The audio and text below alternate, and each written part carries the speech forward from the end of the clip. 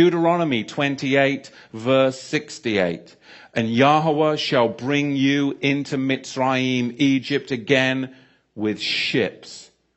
And the way of which I said to you, you shall see it no more again. And there you shall be sold to your enemies for slaves and female slaves, and no man shall buy you. And that is what happened to the regal class of the house of Judah.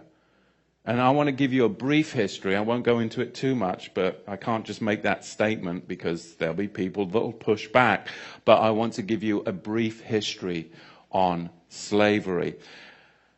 I was just amazed, I got to tell you. I mean, when you come to America and you talk to people about slavery, you can talk to black people about slavery, white people about slavery, and they'll give you all this history on slavery, and it only goes back to the 16th and the 17th century.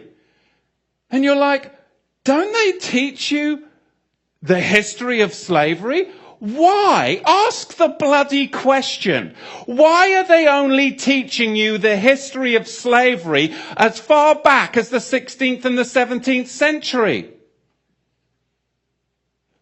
Why are they only going that far back? Because they don't want you to go farther back than that. Because then you'll actually find out the truth. But from the 16th and 17th century, we'll teach you about slavery. You've got to go further back. And you've got to understand and question, why did they do this throughout the whole of America, in all the public schools? Why do they only go back as far as the 16th and the 17th century to talk about slavery? We've got to go further back than that.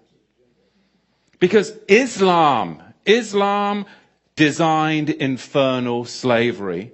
And then the Ashkenazi Khazars, those who say they are Jews and are not, are the ones that marketed it.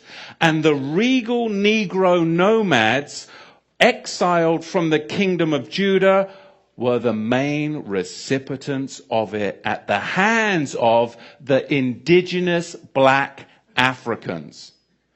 Because you've got to understand, the regal class of the house of Judah came down from Israel, and they came into the land of the black Africans.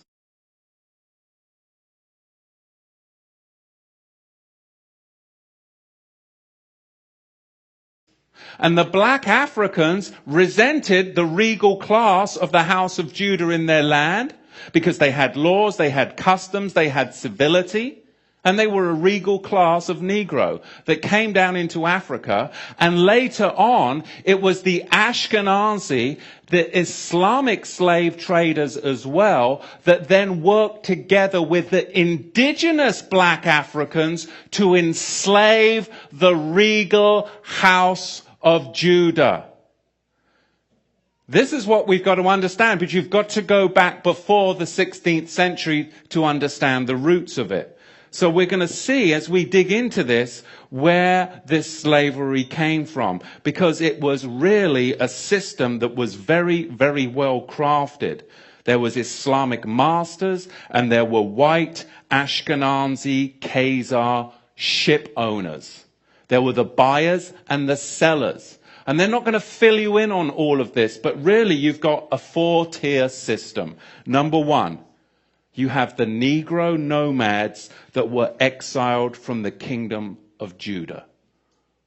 Number two, you had indigenous black African hunters that resented the regal Negro nomads that had come into their territory with their own customs, with their own laws that were different and would not assimilate into their tribal culture. They were their own tribe. They were the regal house of Judah.